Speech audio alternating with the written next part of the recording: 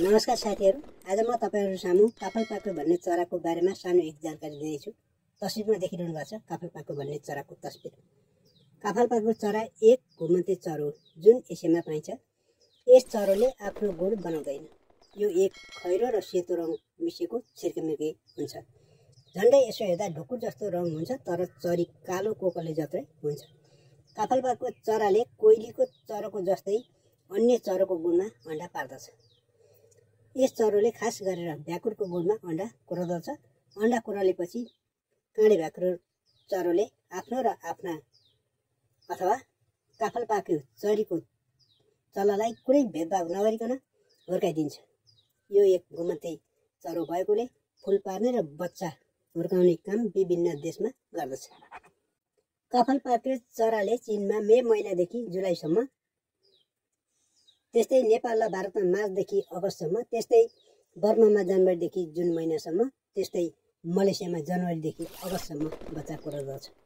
काफलपाको भन्दै हिँड्ने चरोको आवाजमा बेग्लै अर्थ निस्कन्छ।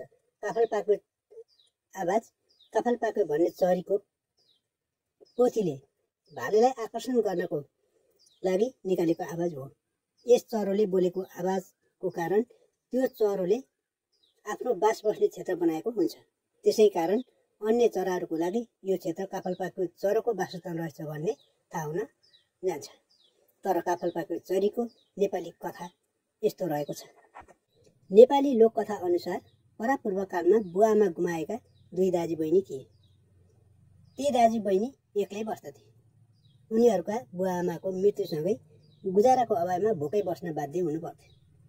अन्नको जोग गर्न भनेर दाजु बहिनी मध्ये दाजुले खानाको खोजीमा बाहिर जाने निर्णय गरे। दाजुको यस्तो कुरा सुनेपछि बहिनी झन्नै चिन्तित हुन थाली। बुवाबाट एक्लै भएकी र दाजु पनि छोडेर जाने भएपछि ऊ रुन थाली र बिलाउन गर्दै भनी, कहिले आउने? त्यसपछि दाजुले एक काफलको बोट देखाएर म काफल पाक्ने समयमा बहिनी तिमीलाई भेट्न आउँछु भनेर खानाको खोजीमा बाहिर निस्के। तर समय बित्दै गयो। कठै भरे बहिनीले जङ्गलमा भेटेका केही फलफुलहरू खाएर समय बिताए। धेरै महिनापछि जङ्गलमा काफल पनि पाक्यो। तर बहिनी छोडेर गएका आफ्ना एक दाजु काफल पाक्ने समयमा पनि आएनन्। काफल पाके पनि दाजु नआएपछि बहिनी एक्लै आत्तिएर रुन थाली। त्यसपछि उनी एक्लै काफल पाके भरे मेरा दाजु अझै आएनन् भन्दै उनी बिलाउन गर्न थालिन्। पछि दाजु नआएको चिन्ताले उनको पनि मृत्यु भयो। त्यसैले गर्दा अहिले जङ्गलभरि काफल पाको भन्दै आकाशमा उड्ने चरो त्यही बहिनीले अर्को जन्म लिएर कराएको हो भन्ने एक नेपाली किंवदन्ती रहेको पाइन्छ। साथीहरू, नेपाली काफल पाको चरीको कथालाई कतिको तपाईहरु पत्याउनुहुन्छ? तर यस विषयमा वास्तविकता कतिको सत्यता रहेको छ? चैत वैशाखको समयमा जङ्गलभरि पाकेको काफल र यो चराको जङ्गलभरि घुमेर कराउने समय हो। काफल पाक्ने समय र यो चरो आउने र पराउने समय एकै भएकोले यस चरोलाई नेपालीहरूले काफल पाको चरोको नामले चिन्ने गरिन्छ।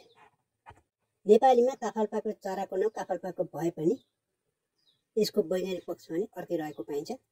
वैज्ञानिक पक्षबारे म यो विषय लिएर आएको छु। यो चरो एक घुमन्ते चरो हो। यस चरोलाई पर्टे चरो भन्दा नि फरक पर्दैन। यसको स्वर यस्तो भए पनि त्यसले निकालेको आवाज भने काफल पाको नभएको वैज्ञानिक धारणा रहेको पाइन्छ।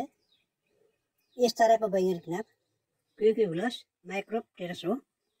यो चरा नेपाल लगायत एसिया तथा पूर्वी एसियाका केही स्थानमा पाइन्छ। यो चरा समुद्र सतहदेखि 3600 मिटरसम्मको उचाइमा पाइन्छ। प्राय यो नेपालको चैत वैशाख महिनामा कराउने गर्दछ। यो चरा थाइल्यान्डमा चाहिँ अरू समय पनि कराउने गर्दछ। अरू बेला दक्षिण पूर्वी एसियामा घुम्ने चरा वसन्त ऋतु आएपछि चैत वैशाखको समयमा नेपालमा आउँछ। यही समय यो चरो आएको बेला नेपालमा काफल पाक्ने समय भएको हुन्छ। यो चरा पनि यही काफल पाक्ने समयमा आएर कराएकोले यो चरालाई नेपालीहरूले काफल पाको चरा भनेर भनेको हो। काफल पाको चरा र काफलको सम्बन्धमा भने कुनै पनि प्रमाण रहेको छैन।